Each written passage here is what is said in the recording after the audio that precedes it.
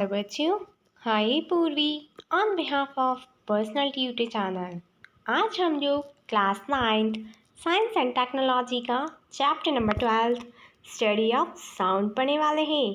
तो बच्चों चलो स्टार्ट करते हैं चैप्टर।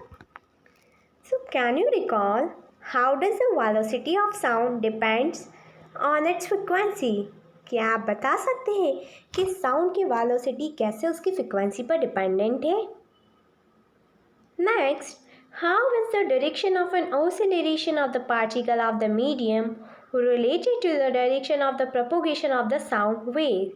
यानी किसी भी पार्टिकल का ऑसिलरेशन कैसे रिलेट करता है साउंड वेव्स के प्रोपोगेशन को।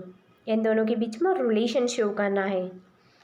Sound is a form of energy which creates a sensation of hearing in our ear. Sound एक एनर्जी का फॉर्म है जिसकी वजह से हमारे ईयर में सेंसेशन होता है। This energy is in the form of waves. ये एनर्जी फॉर्म्स के वेव्स में हमारे ईयर तक जाती है। A medium is necessary for the propagation of sound wave. एक मीडियम की रिक्वायरमेंट रहती है साउंड वेव, यानी जब साउंड वेव्स होता है तो उसमें एक मीडियम एक बहुत ही इम्पॉर्टेंट रहता है। Sound wave give rise to a chain of comprehension, यानी place of higher density and the rarefaction place of lower density in the medium। यानी जो साउंड वेव है वो हायर डेंसिटी से लोअर डेंसिटी तक मूव करता है। The particle of the medium oscillate about the central or the mean position in a direction parallel to the propagation of the wave. Such waves are called the longitudinal waves। सो एक ऐसा particle, किसी भी medium का एक ऐसा particle जो कि ऑसिलरेट करेगा अपनी मीन पोजीशन पे, यानी अपनी फिक्स्ड पोजीशन पे, उस टाइप की वेव्स को हम बोलेंगे लॉन्गिट्यूडनल वेव्स।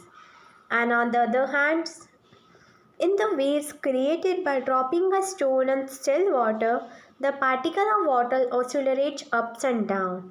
अगर हम सपोज पानी में एक पत्थर डाल देते हैं तो वहाँ पर वाटर भी ऑसिलेट करेगा ऊपर नीचे। This oscillation are perpendicular to the direction of propagation of the waves. Such waves are called the transverse waves. इस टाइप की वेव्स को हम बोलते हैं transverse waves. So we will discuss more about this in this chapter. So the wavelength of sound waves is indicated by the Greek letter lambda, while the frequency is indicated by mu. The amplitude, which is the maximum value of the pressure or density, is denoted by A, and the time taken for complete one oscillation of pressure at a point of medium is called the time period, and which is indicated by T. The value of frequency depend on the pitch of the sound, कि sound का pitch कैसा है, high है लो है। while the value of amplitude depends upon the loudness और strength। और amplitude की value depend करती है कि वो साउंड जो है वो लाउड है या नहीं है। So how are the frequency of notes सा रे ग म प ध नी रिलेटेड टू ईच अदर? इन नोट्स की फ्रिक्वेंसी कैसे एक दूसरे से रिलेट करती है? And what is the main difference between the frequency of the voice of man and that of woman? Man और woman की voice की frequency में क्या difference है? You have to find that। आज हम लोग class 9 Maharashtra board in science and technology का एक बहुत important topic velocity of sound पढ़ने वाले हैं। सो स्टार्ट करते हैं। Try this। Take your friend to a place where is no iron pipe such as a school veranda or staircase or a friend। आपको अपने किसी भी फ्रेंड को लेकर जाना है ऐसी जगह पर जहाँ पर आयरन पाइप्स नहीं हो, जैसे कि हम स्कूल के वरांडा में जा सकते हैं, स्टेयरकेस चढ़ाव पर जा सकते हैं या किसी फेंसिंग पर। Stand near one end of the pipe and ask the friend to stand to 20 to 25 feet away from near the pipe। फिर जो वो आयरन पाइप है आपको एक साइड खड़े रहना है और आपके फ्रेंड को बोलना है कि वो दूसरी साइड खड़ी रहे, यानी 20 से 25 फीट दूर। Ask a friend to gently tap the pipe with a stone. फिर अपने दोस्त को बोलना है कि उस पाइप में स्टोन यानी कोई पत्थर डाल दे. And press your ear to the pipe and listen to the sound coming through the pipe. फिर अपनी कान उस पाइप के पास लेकर जाए और उसको ध्यान से उसके साउंड को सुने. The same sound coming through the air can also be heard. और सेम साउंड जो एयर में से आता वो आपको सुनाई देगा. But which sound reaches you first? पर आपको कौन सा साउंड पहले आएगा? From the above activity, you can see that you hear the sound through the iron pipe much before you hear it coming through air. So इस activity से हमें पता चल रहा है कि वो साउंड जो आयरन पाइप का है वो हमको जल्दी सुनाई देगा. This shows that the sound travels faster in the iron than in air. इसका मतलब ये हुआ कि साउंड बहुत जल्दी से ट्रैवल कर जाता है किसी भी आयरन पार्टिकल में as compared in air. The distance covered by the point on the waves in a unit time is the velocity of the sound wave. एक ऐसे डिस्टेंस जो कि कोई भी वेव कवर करती है किसी एक स्पेसिफिक यूनिट टाइम में. This is known as the velocity of sound wave. Here is the formula. Velocity is equals to distance upon time. Any point on the sound waves cover a distance equal to wavelength in time t, and the velocity of the sound is given by v is equals to mu lambda because 1 by t is mu. Velocity is equals to wavelength upon time period. V is equals to lambda upon t. Thus the velocity of a sound is wavelength multiplied by frequency. In any medium at the fixed physical condition, the velocity of the sound of different frequencies is very nearly the same. यानी कोई भी physical condition, एक fixed physical condition में अगर कोई sound move कर रहा है यानी किसी भी साउंड की वेलोसिटी अलग अलग फ्रिक्वेंसी से चलेगी, यानी डिफरेंट फ्रिक्वेंसी का जो साउंड है वो लगभग सेम रहेगा. The velocity is highest in the solid and least in the gas. Velocity सबसे ज़्यादा सॉलिड में रहेगी और सबसे कम गैसेस में. It increases with an increase in the temperature of the medium. Velocity increase होती जाएगी जैसे ही टेम्परेचर में इंक्रीमेंट होगा.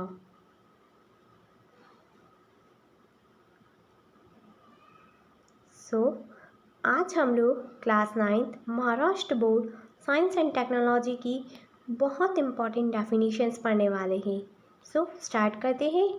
फर्स्ट डेफिनेशन है velocity of sound in the gaseous medium. Sound की क्या वेलोसिटी रहेगी किसी गैसियस मीडियम में यानी गैसेस में. The velocity of sound in the gaseous medium depends on the physical condition such as temperature, density of the gas and its molecular weight. यानी gaseous medium में जो वेलोसिटी रहेगी sound की वो depend करेगी फिजिकल कंडीशंस पर, जैसे कि टेम्परेचर पर डिपेंड करती है, नेक्स्ट डेंसिटी पर और मॉलिक्यूलर वेट्स पर, यानी मॉलिक्यूल का क्या वेट है. फर्स्ट अपन रीड करेंगे टेम्परेचर के बारे में. The velocity of sound is directly proportional to the square root of the temperature of the medium. यानी किसी भी मीडियम की वेलोसिटी डायरेक्टली प्रोपोर्शनल रहती है टेम्परेचर के स्क्वायर रूट पर. This means that the increasing the temperature 4 times double the velocity. अगर temperature increase होगा तो वेलोसिटी 4 times डबल हो जाएगी. Next is density. The velocity of a sound is inversely proportional to the square root of density. Thus, increasing the density 4 times reduces the velocity to half its value. So, density inversely proportional है square root के, और जैसे ही density increase होगी 4 times वैसे ही velocity half value से कम हो जाएगी, reduce हो जाएगी. The next is molecular weight. The velocity sound is inversely proportional to the square root of the molecular weight of the gas. जो velocity sound है वो inversely proportional रहेगा square root of molecular weight of gaseous medium का। The increase the molecular weight 4 times reduces the velocity to half its value। जैसे ही molecular weight 4 times increase होगा वैसे ही velocity half कम हो जाएगी, reduce हो जाएगी। Think the molecular weight of oxygen gas O2 is 32 while that of hydrogen gas H2 is 2। Prove that under the same physical condition the velocity of a sound in the hydrogen is 4 times that in the oxygen। For a fixed temperature the velocity of a sound does not depend on the pressure of gas। यानी किसी भी fix temperature पे sound की velocity depend नहीं करेगी gaseous pressure पर।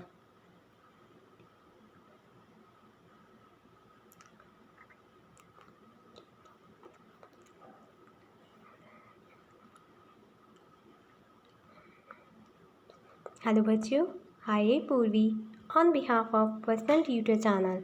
आज हम लोग class 9 Maharashtra board science and technology के एक बहुत सिंपल और बहुत इम्पॉर्टेंट टॉपिक पढ़ने वाले हैं, audible, infra and ultrasound. So start करते हैं। The limits of hearing of the human ear are 20 hertz to 2000 hertz. यानी जो ह्यूमन ईयर की लिमिट रहती है कि वो किस रेंज में सुन सकते, वो रेंज है 20 हर्ट्ज से 20,000 हर्ट्ज तक। So that is the human ear can hear the sound of frequency in this range. यानी ह्यूमन ईयर इस फ्रिक्वेंसी, इस रेंज के बिटवीन का कोई भी साउंड को सुन सकते हैं। This sounds are called the audible sound. इस साउंड को हम बोलेंगे ऑडिबल साउंड बिकॉज ये साउंड ऑडिबल रहेगा किसी भी पर्सन को। Our ear can not hear the sound of frequency lower then 20 hertz and higher than 20,000 hertz. हमारा ईयर, हमारे जो कान है, ऐसी फ्रिक्वेंसी के साउंड को नहीं सुन सकते जिसकी रेंज 20 हर्ट्ज से कम होगी और जिनकी रेंज 20,000 हर्ट्ज से ज़्यादा होगी। Sound with frequency smaller than 20 hertz is called the infrasound. ऐसा साउंड जिनकी फ्रिक्वेंसी 20 हर्ट्ज से कम रहेगी उस साउंड को हम बोलेंगे infrasound. The sound produced by the petroleum and sound generated by the vibration of the earth crust just before an earthquake are the example of such sounds। जैसे कि petroleum में जो साउंड पेट्रोलियम में produce होता है और जो sound जब अर्थ क्रस्ट में वाइब्रेशन होता है, जैसे कि कोई अर्थक्वेक आने वाला है उसके पहले हमारी अर्थ में वाइब्रेशन होता है, तो ये साउंड हम सुन नहीं सकते। ये साउंड इस कैटेगरी में आता है, यानी इंफ्रा साउंड में आता है। And sound waves with the frequency greater than 20 kilohertz are called the ultrasound. ऐसा साउंड जिनकी फ्रिक्वेंसी 20 किलोहर्ट्ज से ज़्यादा, इट मीन्स 20,000 हर्ट्ज से ज़्यादा हो, उस साउंड को हम बोलते हैं ultrasound. The dog, mouse, bat, dolphins, etc. have a special ability to hear the ultrasonic sound। यानी स्पेशल एबिलिटी कुछ एनिमल्स में है, जैसे कि डॉग्स में है, माउस में है, बैट में है और डॉल्फिन में है, जो कि इस अल्ट्रासोनिक साउंड को इजीली सुन सकते हैं। they can sense some noise which are inaudible to us। सो वो कुछ ऐसी भी नॉइज़ को सुन सकते हैं जो हम नहीं सुन सकते, हमारे लिए इनऑडिबल है। Childrens under the 5 year of age and some creature insect can hear the waves with the frequency up to 25 kilohertz। और जो बच्चे 5 साल से छोटी उम्र के रहते हैं और कुछ क्रिएचर्स और कुछ इंसेक्ट्स वो 25 किलोहर्ट्ज तक की रेंज को सुन सकते हैं। Bat, mice, dolphin etcetera can also produce ultrasound.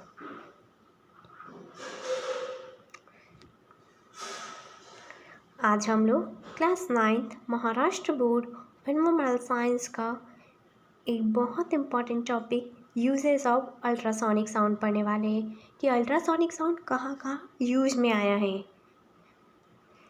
First is for communication between the ships at seas. यानी जब समुद्र में हमको कम्युनिकेशन करना है तो उसके लिए हम अल्ट्रासोनिक साउंड का यूज़ करेंगे। Second, to join the plastic surface together.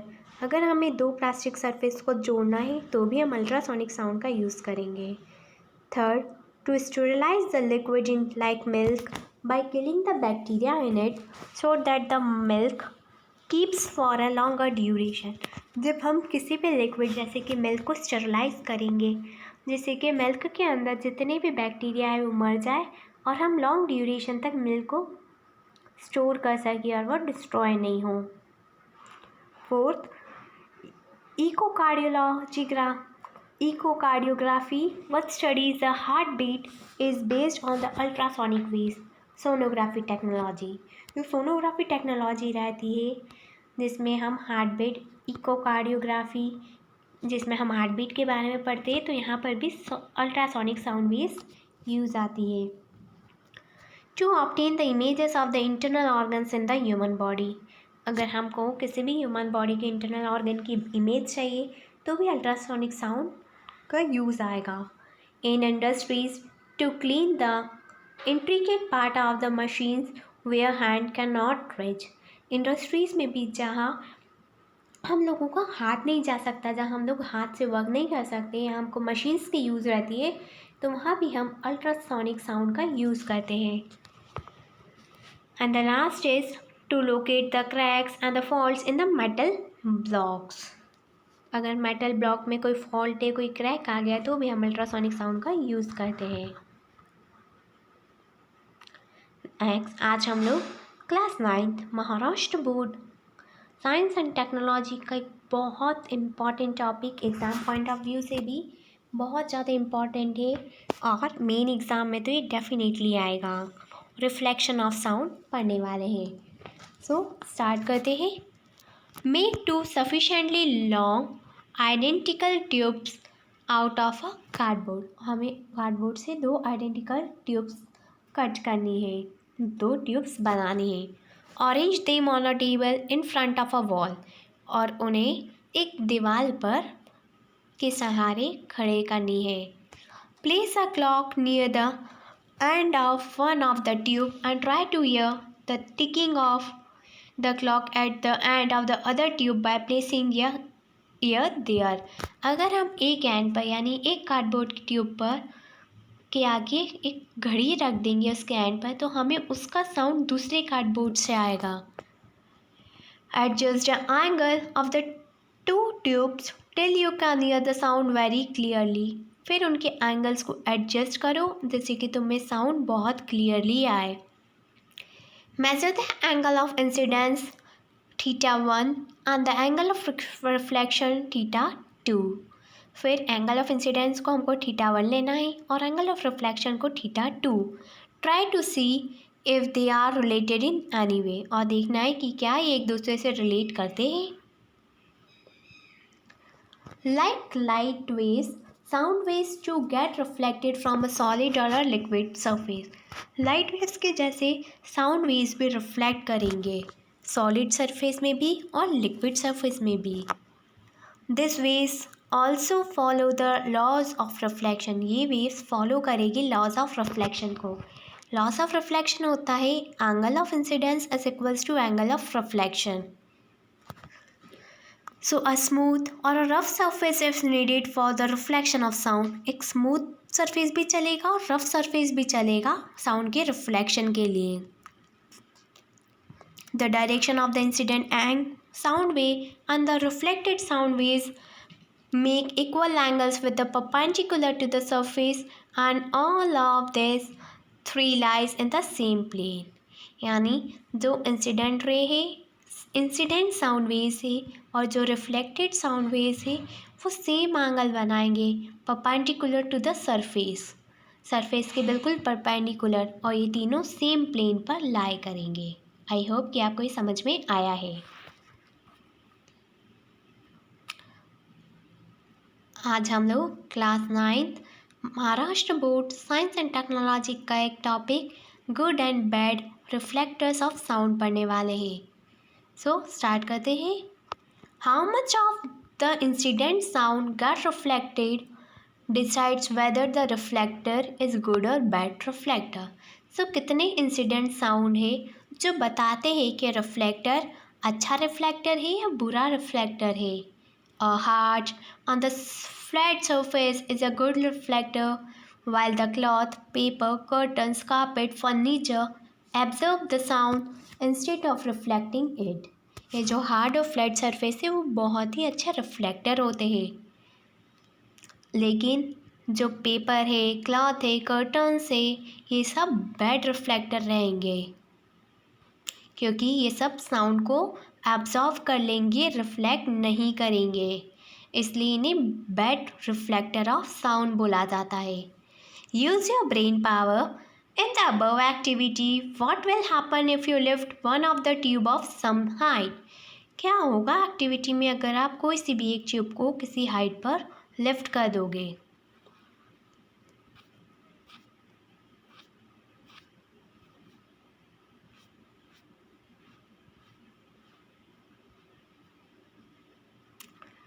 आज हम लोग class 9th Maharashtra board science and technology का एक बहुत इम्पॉर्टेंट टॉपिक इको पढ़ने वाले हैं। सो स्टार्ट करते हैं।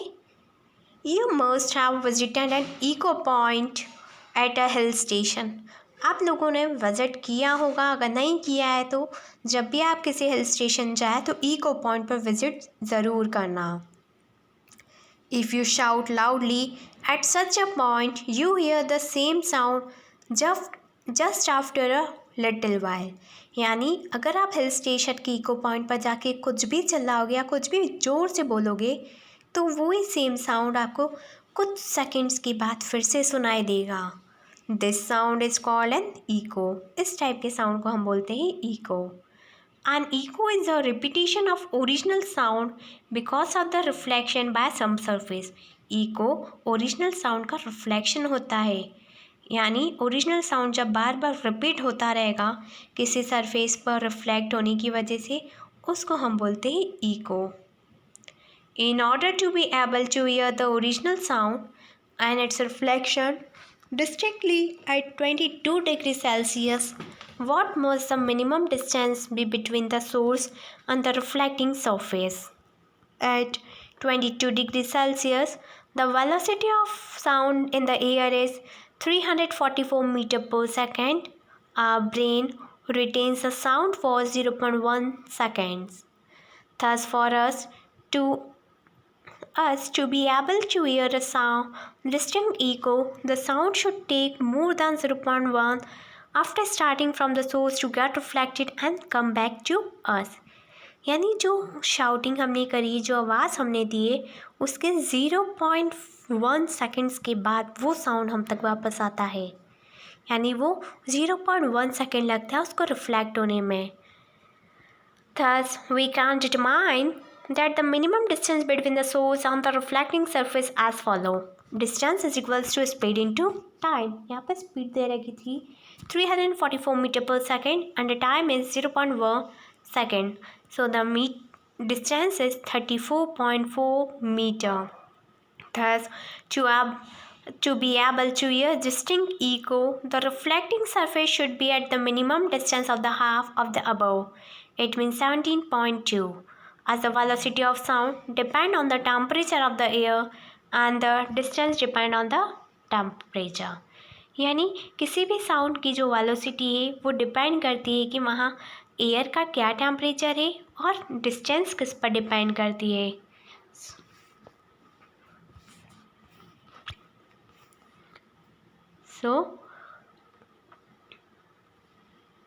आज हम लोग class 9th Maharashtra board science and technology के बहुत simple topic science in the surroundings पढ़ने वाले हैं कि हमारे सराउंडिंग में कौन सी साइंस है।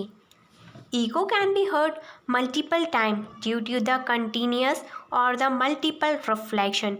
ईको हमें कई बार सुनाई में देता है अगर हम कंटिन्यूसली वो चीज़ रिफ्लेक्ट हो रही हो, मल्टीपल टाइम्स रिफ्लेक्ट हो रही हो तो। The Gol Ghumat at Vijaypur in Karnataka is an excellent example of this. ये जो दे रखा है पिक्चर में गोल घुमट जो कि विजयपुर कर्नाटक में है, ये उसका एक बहुत ही बेस्ट एग्जाम्पल है।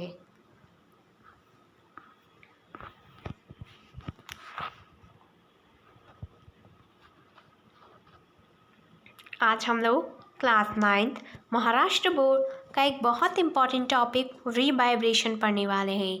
सो रिवर्सब्रेशन स्टार्ट करते हैं। Compare the two cases. सबसे पहले हमको इन दोनों केसेस को कंपेयर करना है। फर्स्ट केस रीड करेंगे। Go to an empty close house with your friend. आपको अपने फ्रेंड के साथ एक खाली घर में जाना है जो कि काफ़ी टाइम से बंद हो और वहाँ पे कोई भी सामान नहीं होना चाहिए। Once inside chat with your friend. जैसे ही आप अंदर जाएंगे अपने दोस्त से बातें करिए।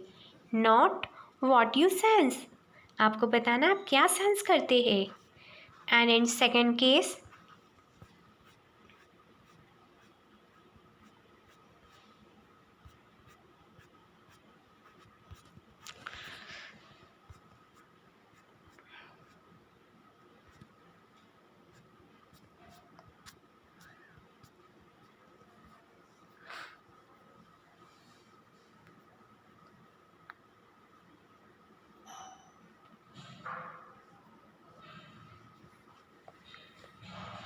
और सेकंड केस में हमको बताना है close the door and Windows of your house. फिर आपको अपने घर की खिड़की और दरवाजे बंद करने हैं। And switch on the music system. फिर म्यूज़िक सिस्टम स्टार्ट करना है। Increase the loudness of the system as much as you can. फिर आपको उस म्यूज़िक सिस्टम की लाउडनेस इंक्रीज़ कर देनी जितनी आप कर सकते हैं। Note what you can sense. आप क्या सेंस कर पा रहे हैं आपको नोट करना है। आज हम लोग class 9th Maharashtra board science and technology का एक बहुत इम्पॉर्टेंट टॉपिक सोनार पढ़ने वाले हैं। सो स्टार्ट करते हैं। Sonar is a short form of sound navigation and ranging. Sonar short form में साउंड नेविगेशन एंड रेंजिंग का। It is used to determine the direction, distance and the speed of the underwater object with the help of ultrasonic sound waves. ये use होता है किसी भी under water object के direction को find करने के लिए, उसकी स्पीड फाइंड आउट करने के लिए। Sonar has a transmitter and the receiver which are fitted on the ship और द बोट। सोनार में ट्रांसमीटर होता है जैसे कि हमको इस पिक्चर में दिखाया है, और एक रिसीवर होता है जो कि शिप में फिटेड रहता है। The transmitter produce and transmit the ultrasound waves. जो ट्रांसमीटर रहता है वो ट्रांसमिट करता है अल्ट्रासोनिक साउंड वेव्स को। This waves travel through the water, strikes the under water object and get reflected to them. ये जो वेव्स है ट्रैवल करती है वाटर में, फिर अंडर वाटर ऑब्जेक्ट, अगर कोई भी ऑब्जेक्ट है पानी के नीचे, उस पर रिफ्लेक्ट होती है, स्ट्राइक करती है और फिर वापस रिफ्लेक्ट हो जाती है। The reflected waves are received by the receiver on the ship. जो रिफ्लेक्टेड वेव्स है वो रिसीवर को रिसीव हो जाती है जो शिप पर है। The receivers convert the ultrasonic sound into the electrical signal and these signals are properly interpreted. The time difference between the transmission and the reception is noted. The time and the velocity of the sound in water give the distance from the shape of the object which reflects the sound. Sonar is used to determine the depth of the sea.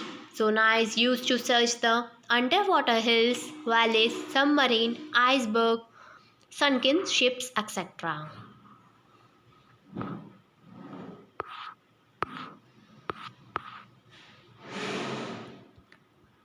अब हम लोग class 9th Maharashtra board science and technology का एक बहुत important topic sonography पढ़ने वाले हैं। सो start करते हैं। Sonography technology uses the ultrasonic sound waves to generate the image of internal organ of the human body. So जो सोनोग्राफी टेक्नोलॉजी होती है वो भी अल्ट्रासोनिक साउंड वेव्स को यूज़ करती है जिससे कि वो हमारे इंटरनल ऑर्गन्स की इमेज क्रिएट कर सके। This is useful in finding out the cause of swelling, infection, pain etcetera.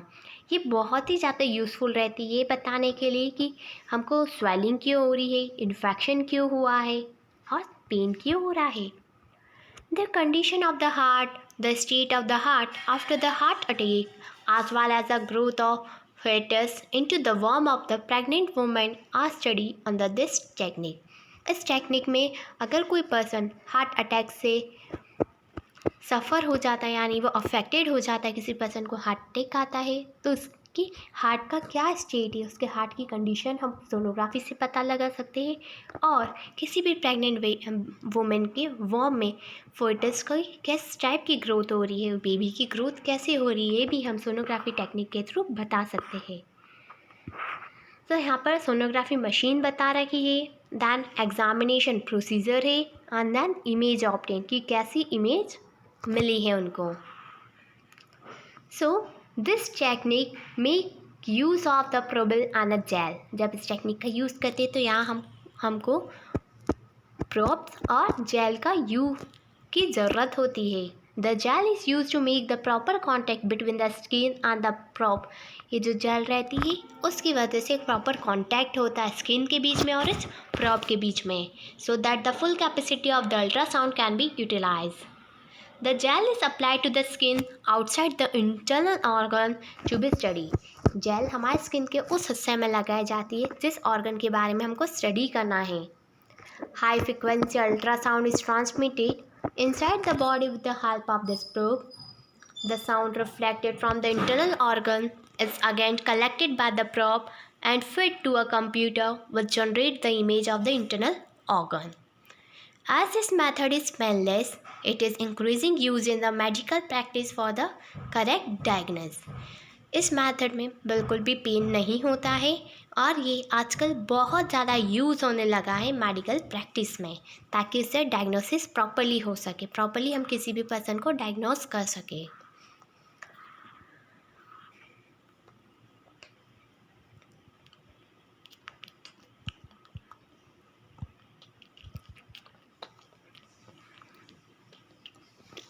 आज हम लोग class 9th Maharashtra board science and technology का एक बहुत इंपॉर्टेंट टॉपिक ह्यूमन ईयर पढ़ने वाले हैं। सो स्टार्ट करते ही। ये is the structure of human ear. यहाँ पर ह्यूमन ईयर का स्ट्रक्चर दे रखा है, which consist of auditory canal, outer ear which is also known as pinna, tympanic cavity, ear drum, middle ear, eustachian tube, inner ear, steps, semicircular canals and the chain of 3 bones. So ये complete structure है हमारे year का। The ear is an important organ of human body. हमारे जो कान है हमारे human body के बहुत ही important organ है।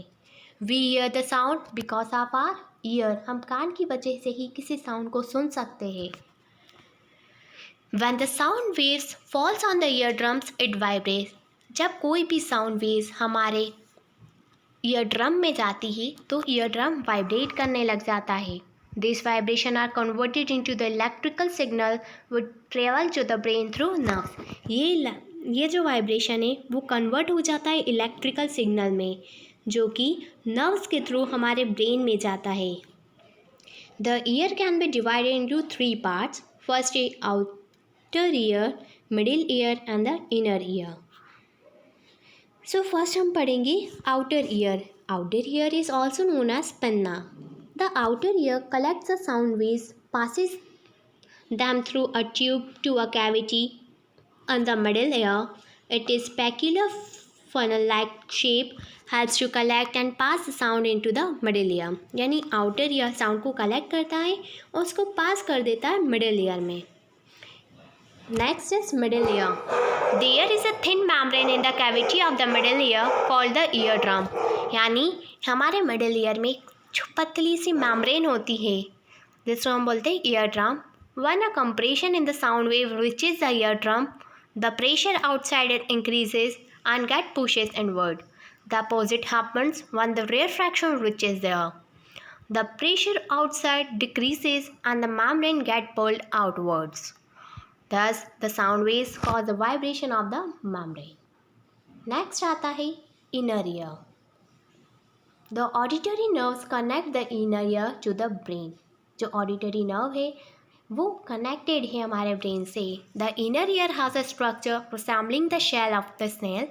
Inner ear का जो structure है वो बिल्कुल snail के जैसा है, snail की shell जैसा। It is called the coicle.